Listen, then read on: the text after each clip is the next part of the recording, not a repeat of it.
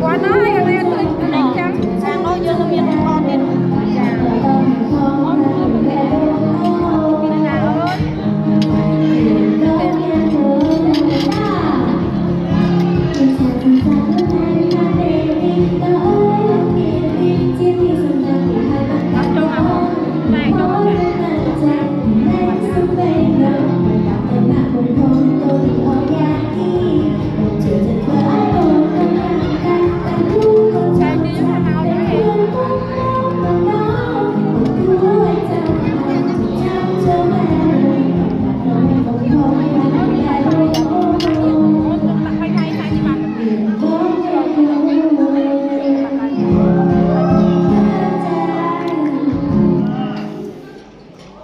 được lệnh thò hết nha, gọi đi chơi nó sẵn ra của em xem